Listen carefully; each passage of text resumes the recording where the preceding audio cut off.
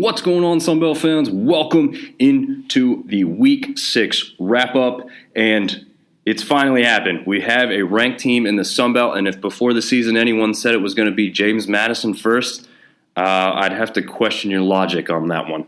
And part of the reason for that is because they didn't have a big Power 5 opponent that they could have had a win against to really improve their chances to get to that level. So it's really impressive that they're, first of all, undefeated, ranked number 25 in the nation. We've got Coastal close behind them, receiving some votes. In fact, I was kind of surprised that Coastal didn't get in above them. I guess it's because Coastal's had enough close games, whereas, the one real close game that James Madison has had was a big-time comeback, so they probably got more points for that than anything else. Strength of schedule-wise, I don't think they're really far away from each other, but it doesn't matter. Right now, the best thing is that the Sunbelt has a ranked team that everyone's looking at and hearing about, and all the credit to James Madison. They just keep getting it done, so we'll go in and just talk about their game first. I had this one predicted 34-28. And JMU ends up taking it 42-20. It was a close game, though, till the fourth quarter. We had some back and forth. It was a pretty good game to watch, really, until that late part of the fourth quarter. Well, I'd say about midway through the fourth quarter, it was only 28-20 JMU. So very much within striking distance for Arkansas State. They're playing at home. You think maybe they've got a chance, but James Madison just continued to do what they do, which is play consistently and effectively down the stretch. They've got Centeo just doing what he does. They established the run really well in this game. Percy was doing very well. Obviously, they got Black back there in the backfield as well. They're just a solid team, and that's why they're ranked at this point in the season. They're very solid all the way around. They don't make really big mistakes. Watching back from that game, the few mistakes that I did see and could tell was, like jumping off sides before the snap a few times for some 5-yard penalties. I mean, when those are your biggest mistakes that you're making, those are easy to swallow, because you can easily overcome them. So that's what they did there against Arkansas State. Arkansas State probably disappointed a little bit with their performance. You had Blackman with some, with no interceptions, but he did have a turnover on the ground. So you don't want to fault him too much. I mean, he had 247 through the air and 2 touchdowns. So overall decent game, but you still got to take care of the ball. James Madison's the type of team that's going to make you pay for that. And so that's exactly what they did. Then we'll jump into the game of the week, which was Georgia State versus Georgia Southern. I had this one predicted in Southern's favor, 38-21. It actually went the opposite way. Georgia State comes away with the victory, 41-33. This lived up to expectations, though. It was a great game to watch. It was nice that this one was by itself. When you want to focus on a game, it's nice to have one that's on all by itself. You're not jumping around trying to keep up with a bunch of games at the same time. This one, obviously, a little bit back and forth to start with. Traded some touchdowns really early on, and then kind of, Georgia Southern was making it look easy to kind of start with. They had a big-time throw and catch downfield quick. You think, wow, this continues. This game's going to get out of hand. Well, Georgia State answers right back, and Granger's kind of looked the way that Panther fans have wanted him to kind of look all along. Again, I had before the season that Georgia State was going to struggle early against some powerful opponents, and then they were going to come into their play. Well, it took a little bit longer, but it does seem that they have hit that stretch there. They made Southern pay for their mistakes. They threw 4 interceptions. I would put Van Treese on about 3 of them. One of them, his wide receiver was hit right in the hands and knocked it up into the air instead of catching it. I have a hard time always faulting the quarterbacks for those interceptions. But they also had a fumble, and Georgia State made them pay for all those mistakes. So every time that, Southern thought they were closing the gap, the Panthers would seemingly score again. So it's just, it just got to the point where you knew it was going to go one way after a little while. Southern almost blocked a punt with just under 7 minutes to go. Probably could have really changed that game. But Georgia State has that powerful running game that maybe they're not going to have a ton of yards in one play specifically, but they've got those big bruising backs who can just keep possession of the ball, and that's what they did down the stretch to take home that game. After that one, we'll jump into the Coastal Carolina versus ULM game. This one, again, is got Coastal being close to it being a ranked team, and they proved it in the first half of why they're in that conversation.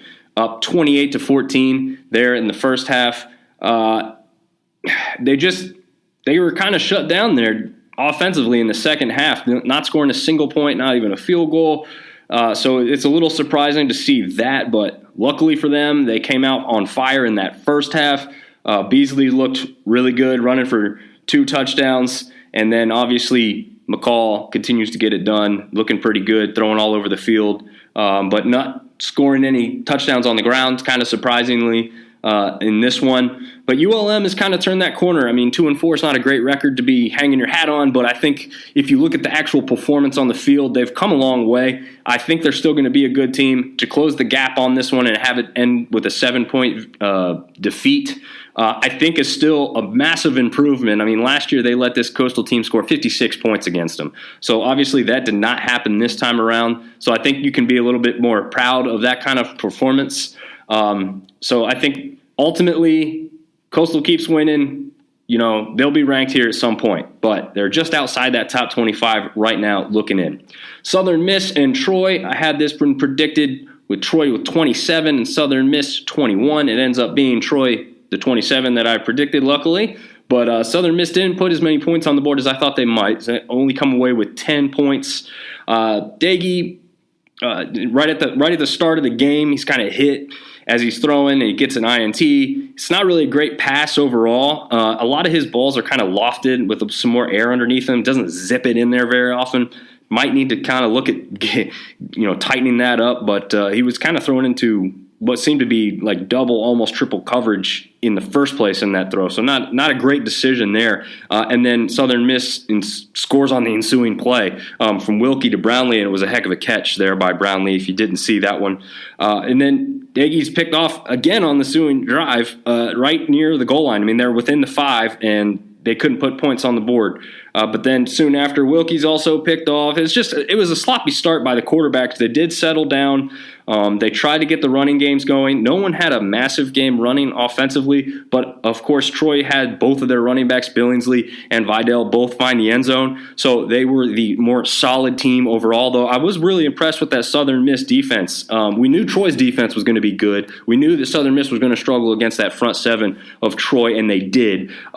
But Southern Miss's defense was pretty good, too. I thought this was a pretty good game overall. I felt like watching it was a little closer than the 17-point difference it ended up being. But, hey, it is what it is. Troy continues to impress and looks like very possibly, the strongest team out there in the West. Again, South Alabama will want to have a say in that. But as of right now, from what I've seen, I would put Troy at the top of that Western slate. And then speaking of that Western slate, let's end with one of the most shocking games of the week. This was Appalachian State against Texas State. I called this one in favor of App State, 33-26, and it wasn't even close. Texas State ends up taking this one 36-24 to get their first ever victory over App State. A very impressive victory. I mean, that first half, they just dominated the offensive side of the ball. You couldn't have App State do anything right from every side of it. I mean, they're taking more penalties than they have offensive yardage. Just I don't know. Watching the game as an App State fan, I don't even know how to describe it. Just no intensity. I don't know if it's necessarily lack of effort, but certainly not the type of play you're used to seeing and used to watching. Bryce comes away with an interception, which doesn't help. Lane Hatcher, and we knew Hawkins and Hatcher were going to link up in this one with App State's weak pass defense. But I don't even think the defense was really the most disappointing part in that one. For the App side of things, I think the offense has just been atrocious here lately. Both teams are now sitting at 3-3. I don't think a lot of people would have predicted both of those teams to be sitting at 3-3 at this point of the season, but I think Texas State, that's a good thing. That's an upswing. It's a surprising victory, and their fans seem to be really pumped up about it. Good for them to kind of turn that corner, get a victory over a team that they have never previously beat. So with that being said, let's jump in real quick to the standings. We've got Coastal and James Madison sitting at the top of the conference in the East, although, again, we know pretty well by now that James Madison cannot, unfortunately, qualify for the championship game or a bowl game, and they will try and submit a waiver to change at least the bowl game. It doesn't seem like the conference is going to change the rules on the other aspect of that. And then we'll have ODU, who had the past week off, sitting at number 3 with a 1-0 record. Everybody else has got at least one conference loss, and App State has 2. So does Georgia Southern. So I think, you got App and Marshall sitting there at the bottom of the conference on the eastern side right now. It's pretty surprising to a lot of people. As far as the West goes, you've got USA and Troy up there at the top. Troy, suffering that defeat to App State on that last-second Hail Mary.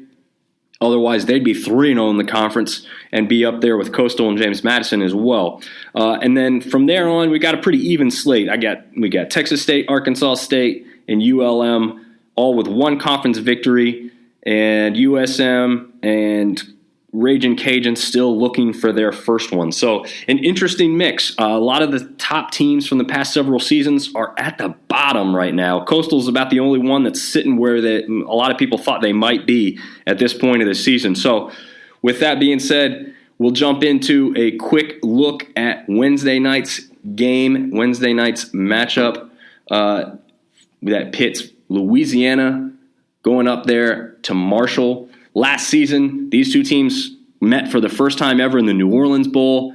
It was a close game. It was a 16-14 halftime score, and then Louisiana came down and scored on 3 straight drives in the fourth quarter, ended up winning by 15. But, man, there was a big hit on a punt return that seemed a little questionable and dirty. Marshall fans are going to remember that. They're going to be pumped and eagerly anticipating Louisiana's entrance into the stadium on Wednesday night. So that one's at 7:30 ESPN2. Please check that out. Marshall is favored by 10.5 points. I can see why Ragin' Cajuns have struggled so far this year. I think that revenge factor is going to be a strong one in this one. And I'm going to favor Marshall in this one, but not by a very large amount. I'm going to think Louisiana covers. I'm going to favor Marshall probably something along the lines of 21-17 for the Cajuns.